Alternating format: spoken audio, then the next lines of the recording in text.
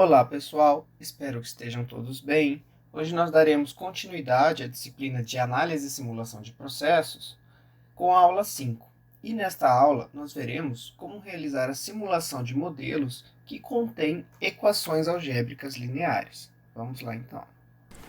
Bem, na aula anterior, então nós continuamos o processo de modelagem de processos contendo efeitos difusivos, tá certo? Então relembramos lá os efeitos de fenômenos de transporte relacionados à difusão mássica, à condução de calor, tá certo? E a partir daí então verificamos como esses efeitos podem ser considerados em sistemas de parâmetros distribuídos com variação de propriedades, concentração, temperatura ao longo da posição, tá certo?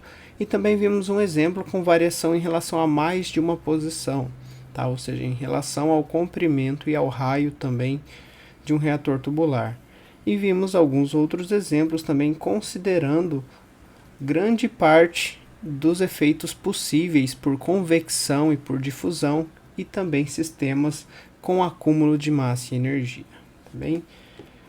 Agora, a partir da aula de hoje, nós passaremos a ver um pouco sobre os métodos de resolução dos modelos, tá certo?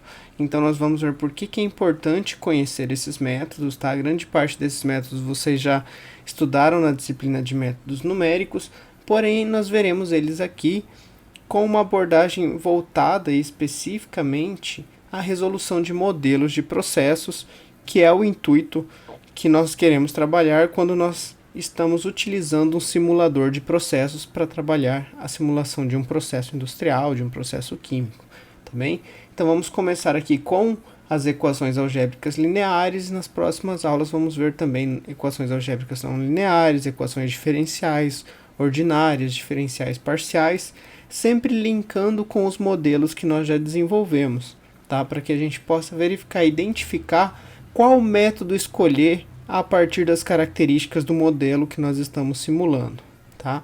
E também trabalharemos alguns exemplos com Excel na aula de hoje. Para isso ficar um pouco mais claro, também vamos aqui então ver um pouquinho sobre a definição e qual o objetivo que nós estamos buscando quando nós queremos realizar a simulação de um modelo, tá bem? Então, como eu comentei desde a primeira aula em que nós estávamos trabalhando sobre modelagem, o processo de modelagem matemática, tá certo? É o processo pelo qual nós queremos obter as equações matemáticas que representam um sistema e caracterizam o seu comportamento, tá certo? Então, todas essas equações matemáticas, no caso de modelos de processos, são obtidas a partir dos balanços materiais, dos balanços energéticos, das equações termodinâmicas, equações cinéticas, tá? Correlações de variáveis de processo. Então, sempre a partir daí, nós conseguimos construir um modelo que é capaz de representar o funcionamento de uma dada unidade industrial, de uma dada operação unitária e assim conseguir também prever e verificar o seu comportamento observando o que esse modelo indica, tá certo? Então, verificar o comportamento do sistema, que é resolver as equações do modelo para determinadas condições, para determinadas variáveis de entrada, consiste no processo de simulação, tá? Que aqui nesse caso seria a simulação de processos, e ela pode ser realizada, né, utilizando-se preferencialmente aí ferramentas computacionais, tá, que já possuam os métodos de resolução adequados, e esses métodos normalmente ou são métodos analíticos ou métodos numéricos. Tá bem? Então, nós também temos casos aí onde um método analítico pode ser implementado, apesar de que com o grande avanço, né, de hardware e força computacional para a solução de equações, nós podemos facilmente utilizar métodos numéricos de forma mais prática. Mas então é importante saber diferenciar e observar as características do modelo que nós queremos resolver para que a gente possa escolher entre um método ou outro, e dentro, né, dessas classes de métodos analíticos e métodos numéricos, nós temos aí também uma infinidade de métodos que funcionam com esse procedimento analítico ou numérico, tá? Então nós precisamos saber escolher o método que vai ser utilizado para a solução do modelo. E nos simuladores de processos, como vocês verão mais adiante, quando nós começarmos de fato a utilizar alguns simuladores, vocês vão ver que nós temos lá à disposição vários métodos e nós temos que saber escolher qual o correto para aquela situação, para aquele caso que nós queremos a simulação, para que ele possa garantir e conseguir a convergência da solução do modelo. Tá bem? Se nós escolhermos o método não adequado, nós podemos não conseguir a convergência e a resposta para a simulação que nós estamos buscando. Bom, então, se a modelagem e a simulação são utilizadas para predizer o comportamento de um sistema que já existe, que nós já conhecemos, nós dizemos que nós estamos realizando um procedimento de análise do sistema. Tá? E daqui o intuito, né, de nós chamarmos nossa disciplina de análise e simulação de processos, porque o objetivo com a nossa simulação é verificar e analisar o comportamento de um sistema que já é conhecido, um sistema que nós conhecemos, seja da prática, seja do desenvolvimento do modelo, seja de correlações teóricas também. Então, são modelos aí que nós temos à disposição. Simplesmente fazemos, às vezes, algumas manipulações matemáticas com ele e queremos analisar o seu comportamento. Porém, a modelagem e a simulação elas também podem ser muito utilizadas para definir um layout e eficiência de um sistema novo, tá? Ou seja, um sistema que ainda não existe. Quando nós abordamos um sistema novo, que não temos aí ideia de como ele vem a se comportar, nós dizemos que nós estamos realizando a síntese de um sistema, tá? Construção e elaboração de um sistema e verificando o seu comportamento por modelagem e simulação.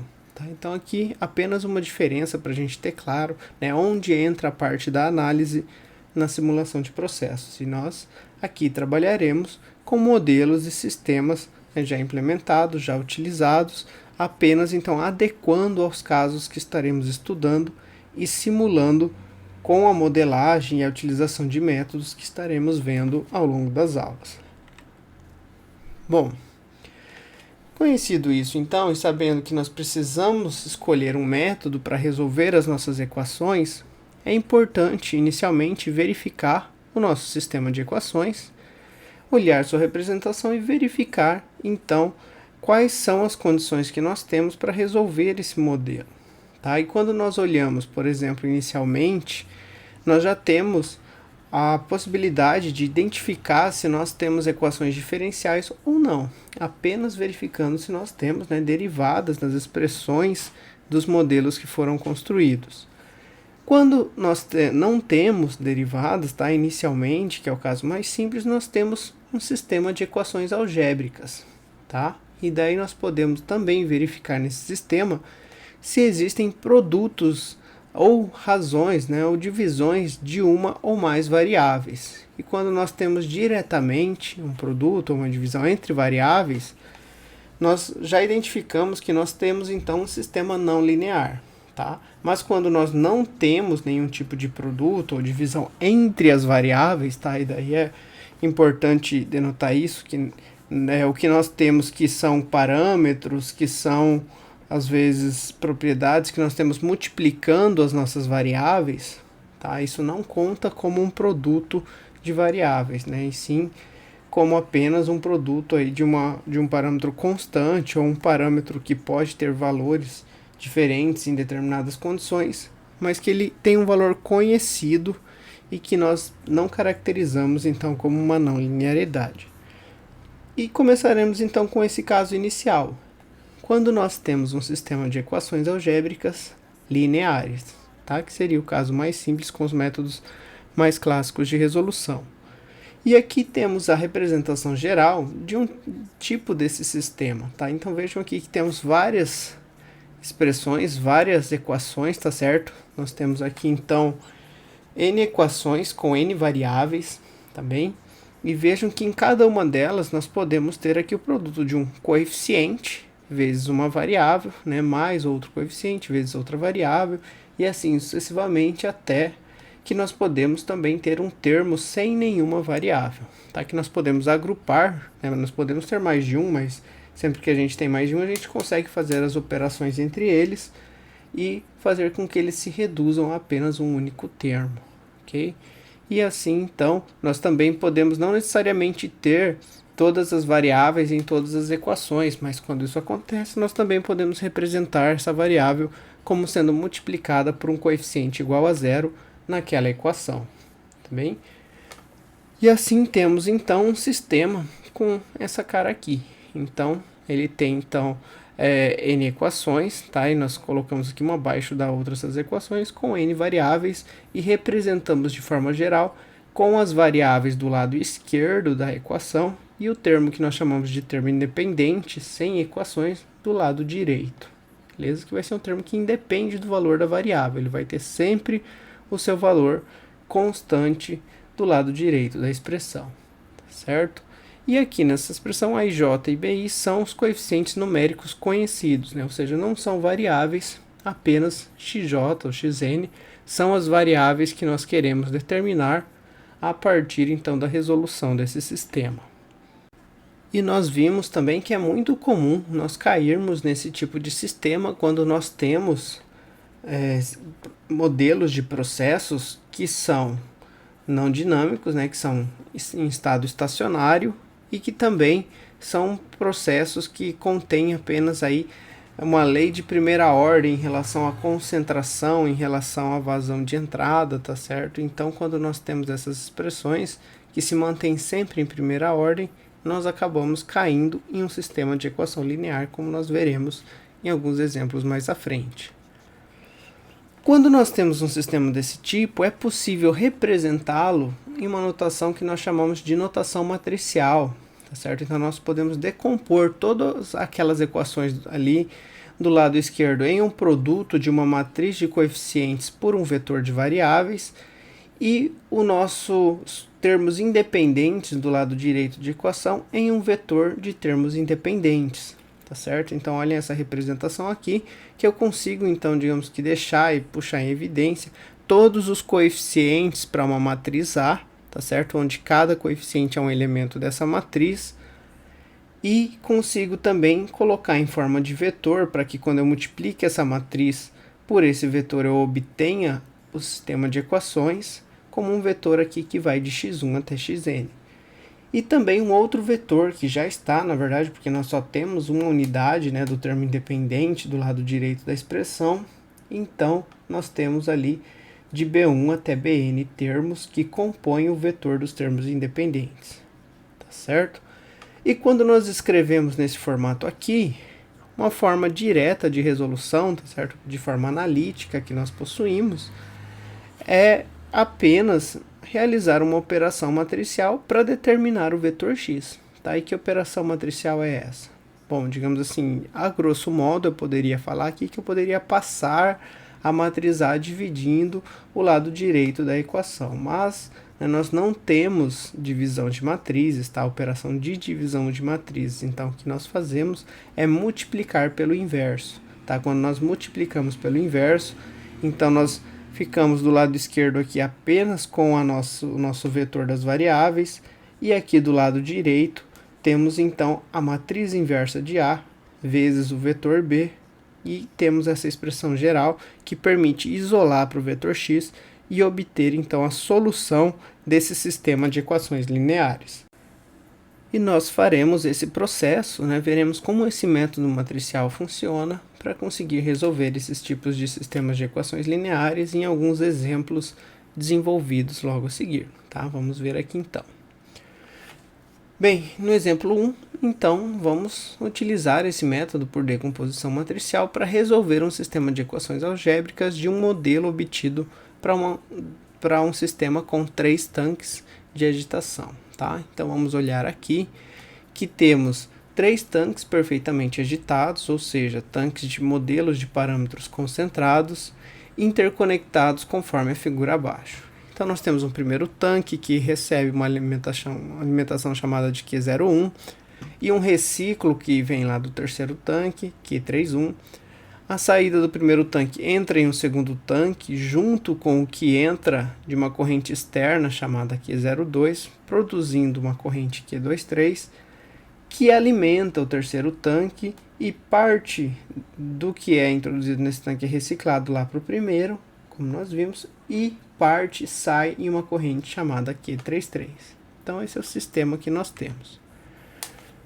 No início, há o mesmo volume de água pura em todos os tanques, e a água pura é alimentada nos tanques 1 e 2 nas vazões Q01 e Q02, respectivamente, que são as vazões que são as alimentações externas em cada um dos tanques. Este sistema possui um reciclo e parte do efluente do tanque 3 retorna ao tanque 1 a uma vazão Q31, como nós verificamos ali também. Durante todo o processo, o volume de líquido nos 3 tanques permanece constante. Bem, então essa informação nos indica que temos aqui um processo em regime estacionário, tá? Não temos acúmulo, já que não varia o volume de líquido em nenhum dos tanques. As quantidades de líquido que deixam os tanques 1 e 2 para entrar nos tanques 2 e 3, respectivamente, são Q1 e Q23, com as nomenclaturas que nós vimos ali. O primeiro número indica o tanque de onde sai e o segundo o tanque no qual entra. E a quantidade que sai do tanque 3 é Q33. A tabela 1 mostra os valores numéricos para todos os fluxos envolvidos. Então vejam aqui que nessa tabela 1 nós temos os valores das vazões Q01 e Q02, que são as alimentações externas. E temos também algumas correlações entre outras vazões, tá? Todos aqui na unidade de metros cúbicos por minuto. Bem, então o que sai do tanque, que retorna do tanque 3 para o tanque 1 tem uma vazão de 2 metros cúbicos por minuto. O que sai do tanque 1 e vai para o tanque 2 é a soma do que entrou, tá? Nesse primeiro tanque, que foi da alimentação externa e do reciclo do tanque 3, ou seja, 7 metros cúbicos por minuto. E assim sucessivamente, aqui apenas os balanços de massa em relação às vazões volumétricas de cada um dos tanques, tá certo? Em um dado momento, os fluxos Q01 e Q02 começam a alimentar os tanques 1 e 2 com uma solução de hidróxido de sódio com concentrações de 10 kmol por metro cúbico, que seria a concentração na corrente de alimentação Q01, e 1 kmol por metro cúbico, que seria a concentração no tanque 2 na corrente de alimentação de vazão Q02, respectivamente, ao invés de água pura, embora todas as taxas de fluxo permaneçam constantes, ou seja, ainda não há variação de volume, apenas passou-se a alimentar correntes com uma certa concentração de hidróxido de sódio. Quais são as concentrações de hidróxido de sódio em todos os tanques quando um estado estacionário é atingido? Bem, então para isso a gente vai precisar escrever os balanços de massa para o hidróxido de sódio em cada um dos tanques e verificar qual será a concentração nas outras correntes por meio da resolução dos balanços relacionados à modelagem desse sistema.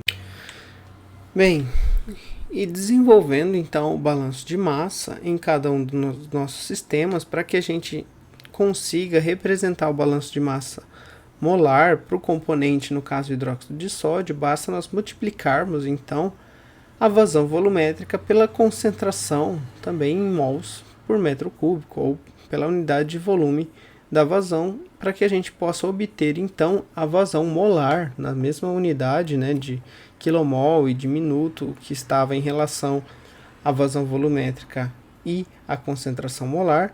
E aqui então, fazendo esse balanço em cada um dos tanques, nós temos o que entra menos o que sai igual a zero, já que nós não temos acúmulo.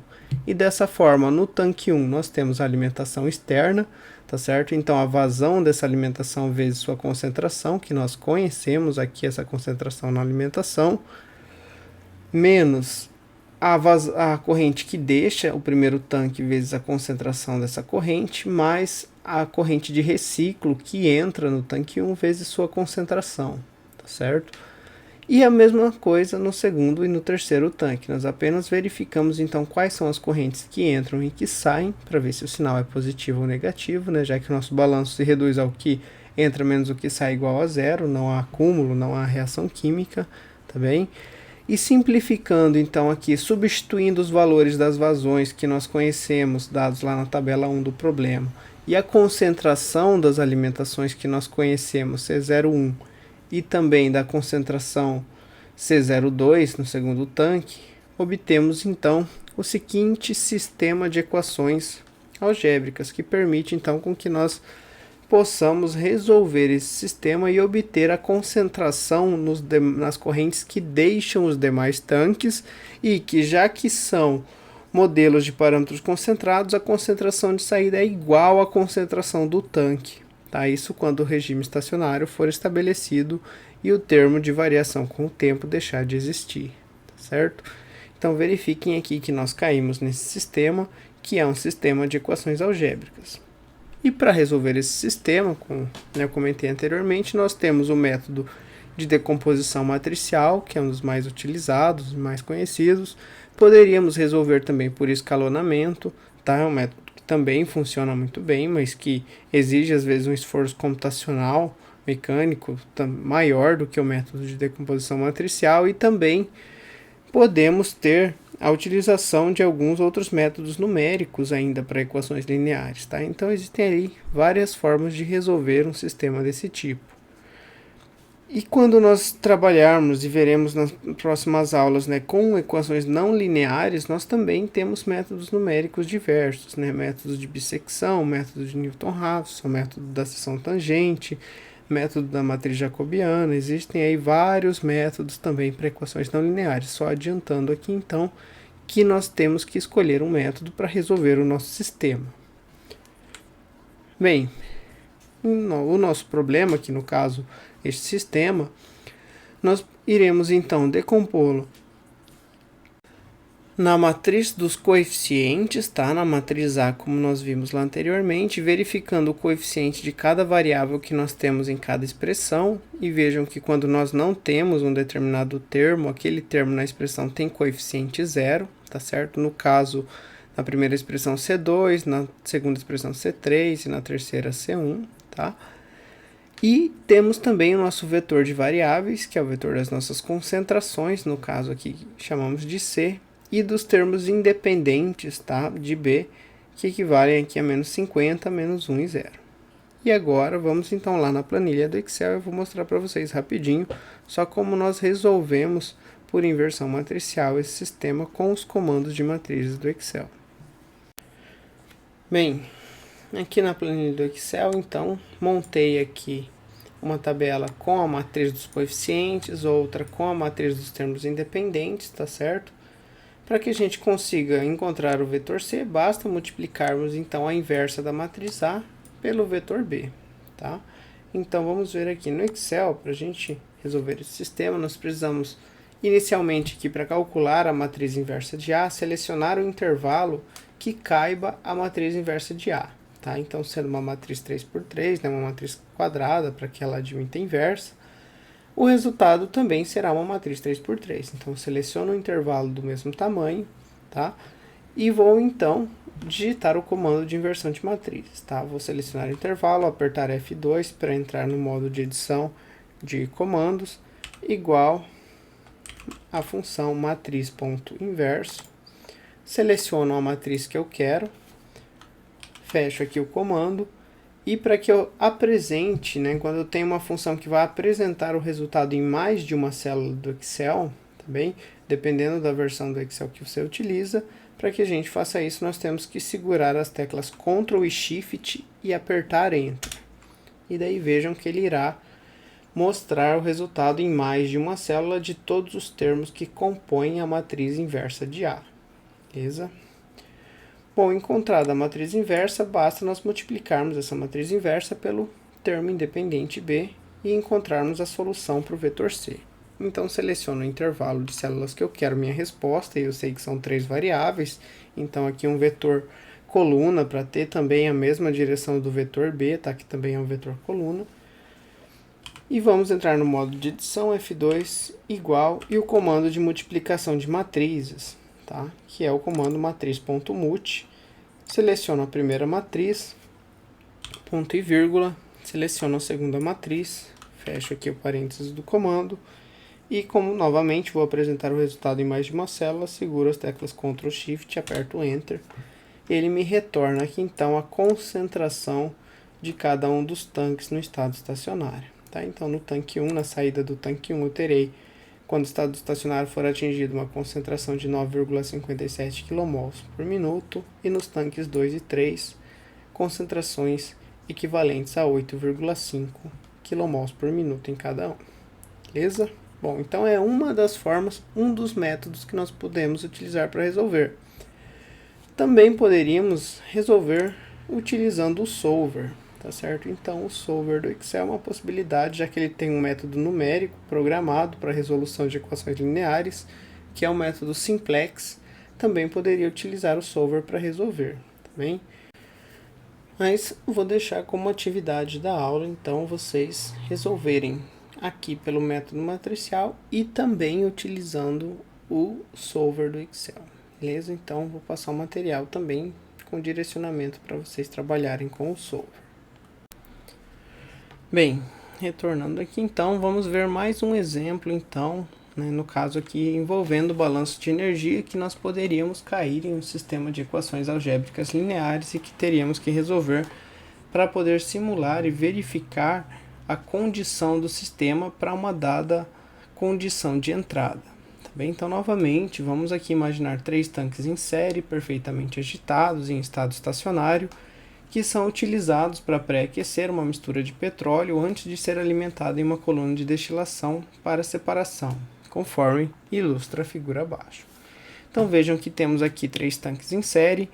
O primeiro tanque recebe uma quantidade de alimentação em vazão de 100 kg por minuto, a uma temperatura de 20 graus Celsius. Ao entrar nesse primeiro tanque, ele também se junta com uma corrente de reciclo que vem lá do terceiro tanque, e aqui ele é pré-aquecido com um sistema então de serpentina dentro do tanque, no qual é injetado vapor, e o vapor faz a troca térmica para aumentar a temperatura da solução no tanque 1. O que sai do tanque 1, né, segue já para um segundo tanque, onde ele é pré-aquecido mais um pouco, com mais vapor alimentado. E o que sai do tanque 2 segue para um terceiro tanque, do qual parte é retirada para reciclar e ajudar no pré-aquecimento do tanque 1, porque já está mais quente, né, já está aquecido a uma temperatura mais alta aqui, e parte ainda é destinada à continuidade do processo, que segue então depois para a destilação e separação dessa mistura do petróleo. O vapor saturado a uma temperatura de 250 graus Celsius se condensa dentro de uma serpentina imersa em cada tanque. O petróleo alimentado no primeiro tanque é uma vazão de 100 kg por minuto e há um reciclo de 20 kg por minuto do tanque 3 para o tanque 1. As vazões no segundo e no terceiro tanque são de 120 kg por minuto, uma vez que assumimos que os volumes dos tanques não variam com o tempo, né? Ou seja, estamos aqui em estado estacionário, tá bem? E também que como nós alimentamos 100 no primeiro e reciclamos 20, do primeiro nós vamos ter uma saída para estado estacionário de 120 e consequentemente do segundo para o terceiro também, ok? E também assumimos que os tanques são bem misturados, então a temperatura dentro de cada tanque é uniforme, ou seja, um modelo de parâmetro concentrado para a temperatura em cada tanque. A temperatura do tanque é igual à temperatura de saída. E que o calor específico, CP do petróleo, para os 3 tanques vale 2 kJ por quilograma grau Celsius.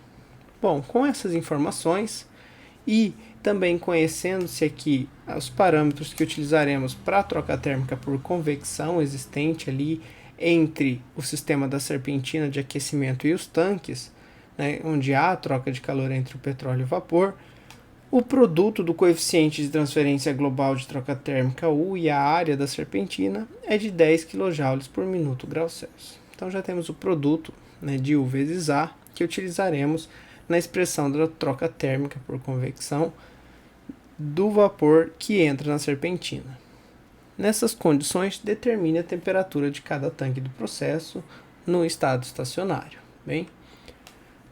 Bom, aqui nesse caso, então, já que queremos determinar a temperatura, fazemos um balanço de energia em cada tanque, considerando as entradas e saídas de energia, tá? E as entradas estão relacionadas apenas aqui, no caso, as correntes de alimentação, tá? Que entram em cada um dos tanques com uma certa quantidade energética dada pela sua vazão máxima vezes o CP vezes a temperatura, para que no balanço de forma global isso se torne uma variação de entalpia. E uma outra entrada de energia, tá? E por isso que ela vai ficar positiva na equação de balanço, é a energia da troca térmica por convecção do vapor com o petróleo, tá? Então, nessa troca por convecção, considerando uma parede extremamente fina, né, da serpentina, desprezando os efeitos difusivos, temos aqui uma quantidade de energia equivalente, né, a U vezes A vezes a diferença de temperatura do vapor e a temperatura do tanque. Tá? Então, o tanque também recebe entra energia por conta da troca térmica na serpentina. E primeiro a temperatura do vapor, tá? Para que esse termo aqui fique positivo e ele fique realmente como uma entrada de energia na hora que eu faço o balanço de energia. Já na saída, nós temos aqui a energia associada às correntes que deixam o tanque. Então, vejam, no tanque 1 e no tanque 2 eu só tenho uma corrente que sai, e no tanque 3 eu tenho duas correntes que deixam o tanque. Então, com os balanços de massas, eu sei aqui as vazões de cada uma dessas correntes, e eu consigo então aqui escrever a equação do balanço de energia, né, no caso seria aqui do princípio da conservação da energia para cada um dos tanques, beleza? Não temos acúmulo, então o que entra menos o que sai é igual a zero. Tenho três equações, três incógnitas. Então vejam que substituindo os valores de CP e rearranjando os termos, a gente chega aqui novamente a um sistema de equações lineares. Que para que a gente possa resolver esse sistema, então, temos que recorrer lá ao método matricial, ou escalonamento, ou simplex, algum método para resolver esse tipo de sistema e determinar a temperatura de cada um dos tanques quando nós temos uma troca de vapor nessas condições, quando temos um petróleo com esse CP, tá certo? Para que a gente possa, digamos assim, já fazer uma simulação que prevê a temperatura em cada tanque para essas vazões que nós temos. Legal? Bom, então vamos lá na planilha. Basta nós decompormos novamente nosso sistema em um sistema com uma notação matricial de coeficientes e de termos independentes. E o meu vetor de variáveis será o vetor das variáveis de temperatura, T1, T2, T3, e aplicar o método para encontrar as temperaturas. Então vamos lá no Excel rapidinho para fazer esse cálculo e verificar as temperaturas solicitadas do problema. Bom, pessoal, então temos aqui no Excel já escritas então as matrizes dos coeficientes e o vetor dos termos independentes. Basta então eu calcular a inversa de A e depois multiplicar pelo vetor B para encontrar o vetor das temperaturas, que equivalem às temperaturas dos tanques T1, T2 e T3 no estado estacionário, e com T3 eu vou saber então a temperatura de alimentação do petróleo. Aí vejam que esse seria um modelo que eu poderia variar a quantidade de vapor, variar as vazões de alimentação dos tanques, buscando encontrar qual deveria ser a condição de processo para que do meu tanque 3 eu saia com a temperatura que eu quero para entrar na coluna de separação da mistura do petróleo. Tá? Então vejo assim que o processo de simulação é justamente para a gente fazer essa predição da temperatura e encontrar então os resultados que a gente quer para verificar se condiz com a prática, se realmente é aquilo que a gente espera. Bem, mas então aqui para a gente resolver o problema, nós poderíamos fazer igual eu fiz no exemplo 1, tá? Primeiro calcular a inversa e depois calcular o vetor das variáveis, mas aqui eu vou mostrar para vocês que a gente pode fazer direto, tá? Então seleciono o intervalo das células que eu quero meus resultados, aperto F2 para entrar no modo de edição, igual, e vou escrever uma fórmula composta, tá? Compondo então aqui, pedindo a multiplicação de duas matrizes, onde a primeira matriz é a inversa da matriz A. Então, vou usar a função matriz inverso dentro da função matriz.mult, ponto e vírgula, a segunda matriz, e eu já tenho aqui, então, a minha multiplicação que eu quero e que eu preciso, tá? De forma direta, eu quero multiplicar o inverso de A vezes B. Para retornar o resultado em mais de uma célula, eu seguro as teclas Ctrl Shift, aperto Enter, e eu tenho aqui, então, as temperaturas de saída em cada um dos tanques, que por serem modelos de parâmetros concentrados, são as temperaturas de cada um dos tanques. Então lá no meu tanque 3 eu vou estar saindo a uma temperatura de 51,1 graus Celsius aproximadamente, que me retorna então e me diz que eu tenho essa temperatura para alimentar a coluna de separação posteriormente. Também que eu tenho aí um acréscimo de temperatura, como é esperado, ao passar por cada tanque. Tá? Então o resultado é condizente também o que a gente espera, que é uma análise que a gente tem que fazer não poderia ter temperaturas mais baixas, né? Isso indicaria algum erro aí no modelo, na construção do modelo, por conta de eu estar promovendo o aquecimento com vapor em cada tanque. Bem, pessoal, então, para a aula de hoje, tá certo? É isso. Eu quero que, como atividade da aula, vocês resolvam os exemplos 1 e 2, tanto com o método matricial quanto com o solver do Excel. Tá? E daí, para vocês trabalharem com o solver, eu recomendo que vocês assistam a aula de solver, tá? Do curso de Excel que eu coloco em uma das playlists do canal também, tá? Para que vocês entendam como utilizar um solver para resolver equações lineares, tá bom? E aí vocês pratiquem e tenham em mente, então, que quando nós formos utilizar um simulador com regime estacionário, é muito comum que nós tenhamos que escolher um método apropriado para resolver equações algébricas lineares, tá? Ou quando nós temos cinéticas de segunda ordem, correlações de ordem maior, nós também veremos na próxima aula, a partir da próxima aula, então, métodos para equações não lineares. Aqui as principais referências da nossa aula. Por hoje é isso, pessoal. Obrigado pela atenção e até a próxima aula.